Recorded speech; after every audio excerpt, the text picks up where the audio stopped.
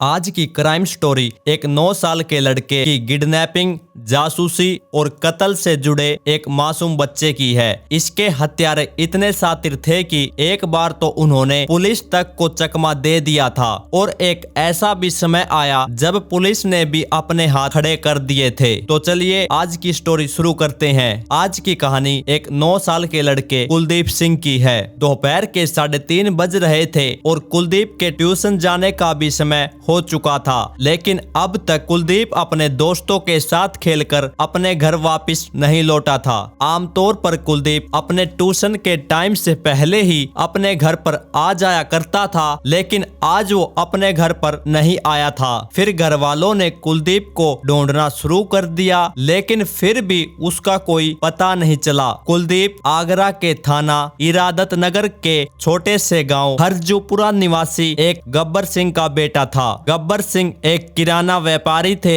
जब कुलदीप पूरे गांव में कहीं नहीं मिला तो घर वालों को उसकी चिंता होने लगी। कुलदीप दोपहर में गांव के मंदिर के पास दोस्तों के साथ खेलने का बोलकर गया था। 23 जनवरी 2022 को कुलदीप को गांव में आयोजित एक 13वीं की भोज में भी देखा गया था, लेकिन उसके बाद कुलदीप को किसी ने नहीं देखा। उन दिनों उत्तर प्रदेश में चुनावी समय भी चल रहा था। गांव में विभिन्न पार्टियों के नेता और उनके कार्यकर्ताओं की भीड़ लगी हुई थी और इसी भीड़ में काफी लोगों का आना जाना भी लगा हुआ था। तो ऐसे में ये भी आशंका व्यक्त की गई कि कुलदीप कहीं चुनाव पार्टी वालों के साथ दूसरे गांव तो नहीं चला गया। फिर घर वालों ने आस पड़ोस और दूर दराज के सभी रिश्तेदारों के पास फोन करके पूछा कि क्या कुलदीप उनके पास आया हुआ है, लेकिन कोई फायदा नहीं हुआ।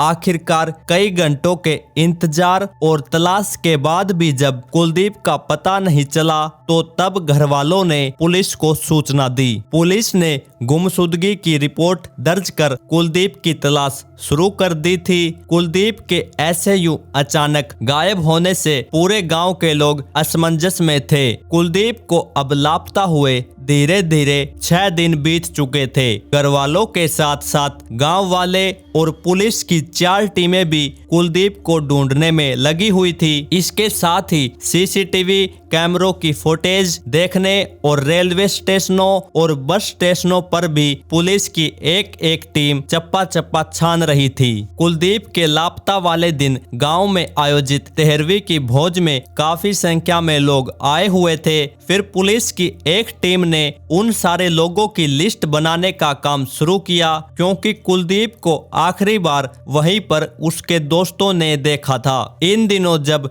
विभिन्न पार्टियों के नेता वोट के लिए गांव में आ रहे थे, तब दबाव बनाने के लिए परिवार के लोगों के साथ ही गांव वालों ने भी ये शर्त रख दी थी कि कुलदीप को ढूंढ कर लाने पर ही वो वोट देंगे। कुलदीप पूरे परिवार के साथ साथ पूरे गांव का भी दुलारा था। कुलदीप की मां और दादी का रो रो कर बुरा हाल हो चुका था, क्योंकि कुलदीप को गायब हुए 6 दिन बीत चुके थे। कुलदीप की मां दरवाजे के पास ही बैठकर अपने बेटे की राह देख रही थी। हर आहट और दरवाजे की खड़खड़ाहट से वो दरवाजे के पास दौड़ी चली आती कि कहीं उसका बेटा कुलदीप तो नहीं आ गया। कुलदीप का छोटा भाई भी अपनी माँ से एक ही बात पूछ रहा था कि माँ, भैया कब तक आएगा।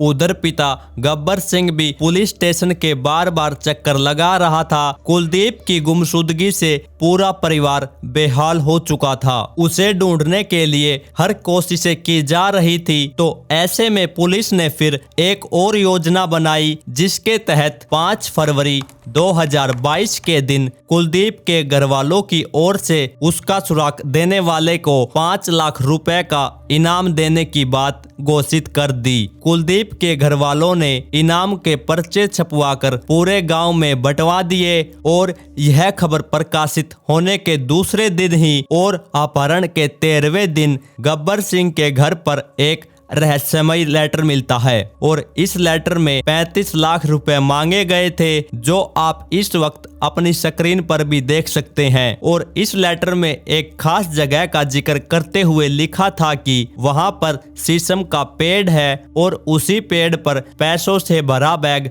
लटका देना। इस लेटर से एक बात तो जरूर समझ आ गई थी कि पैसों वाली बात किडनैपर्स तक पहुंच चुकी है, लेकिन वो कौन है और उसने कुलदीप के साथ क्या किया और अभी वो कहाँ है, किस हाल में है, ऐसे बहुत सारे सवाल थे और ऐसा पता नहीं चला। फिर ये लेटर मिलने के बाद गब्बर सिंह ने अपने आस पड़ोस में रहने वाले लोगों से बातचीत की और उनसे सलाह मांगी। तभी गब्बर सिंह ने कहा कि ये कैसे मान लिया जाए कि कुलदीप उनके पास ही है, कोई वीडियो या फोटो होता तो मान भी लेते। फिर इसके बाद 9 फरवरी 2022 को दूसरा लेटर मिला। दूसरे लेटर में फिरौती की रकम 35 लाख से घटाकर 25 लाख कर दी थी और साथ में जिस टोपे को पहनकर कुलदीप गायब हुआ था वो टोपी भी लेटर के साथ भेजी गई थी। इस लेटर भेजने वाले का अभी तक कोई पता नहीं चल पा रहा था। फिर एक बात साबित जरूर हुई कि किडनैपर जो कोई भी है वो कुलदीप के परिवार पर नजर जरूर रख रहा था, तभी उसने फिरौती की रकम कम कर दी थी और बच्चे की टोपी भी सबूत के तौर पर भेजी थी। फिर परिजनों ने ये सारी बातें पुलिस को बताई। पुलिस ने गब्बर सिंह से कोई पुरानी रंजिश या दुश्मनी होने की बात पूछी, लेकिन उन्होंने कहा कि हमारी किसी से भी कोई दुश्मनी नहीं है। और इसी बीच 11 फरवरी 2022 को फिर से तीसरा लेटर मिलता है। इस लेटर में लिखा था कि अगर पैसे जल्दी से उस पेड़ पर नहीं लटकाए तो बेटा जिंदा नहीं मिलेगा।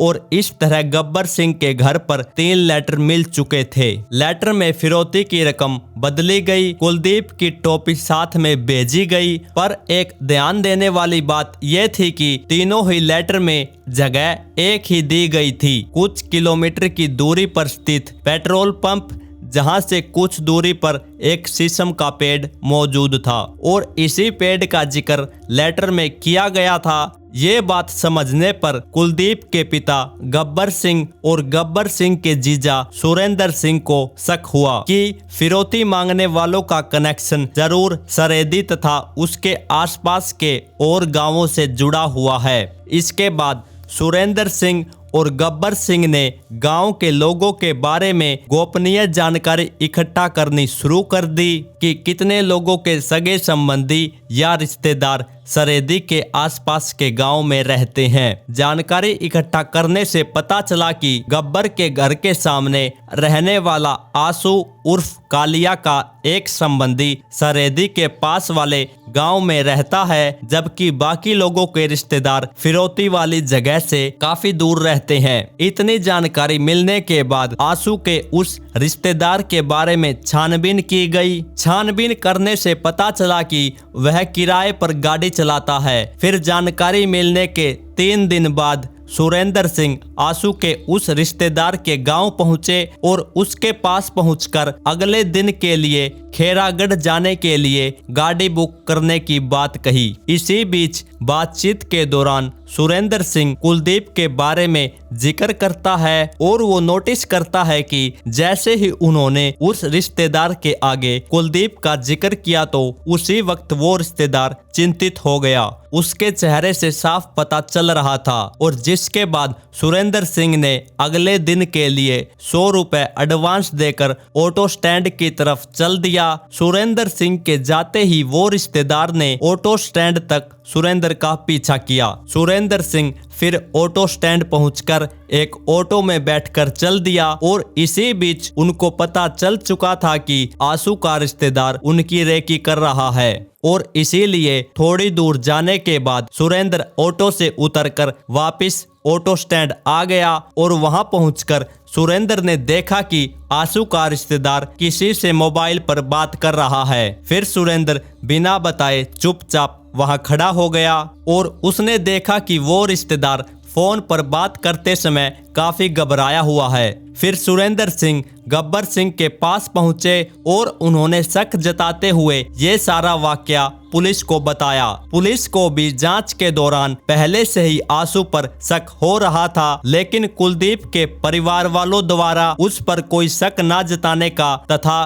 कुलदीप की तलाश में आशु सबसे आगे था और इसी कारण पुलिस आशु से पूछताछ करने में कतरा रही थी। फिर इसके बाद पुलिस ने अपनी छानबीन और तेज कर दी। फिर पुलिस ने आशु को हिरासत में ले लिया। शुरू में तो आशु ने कुछ नहीं बताया, लेकिन जब पुलिस ने अपने तरीके से पूछताछ की तो आशु ने बताया कि कुलदीप के अपहरण में उसके 2 और साथी कन्हैया और मुकेश भी शामिल है। फिर इसके बाद पुलिस ने 17 फरवरी 2022 की रात को ही गब्बर सिंह के पड़ोस में रहने वाले कन्हैया और मुकेश को भी गिरफ्तार कर लिया। फिर इसके बाद जो इन तीनों ने अपहरण की कहानी सुनाई वो काफी चौंका देने वाली थी। आशु नाम का एक लड़का 2 साल पहले गांव में चोरी करते हुए पकड़ा गया था और उसके पकड़े जाने पर गब्बर सिंह ने लोगों से उसकी काफी पिटाई करवा दी थी और पंचायत ने आशु को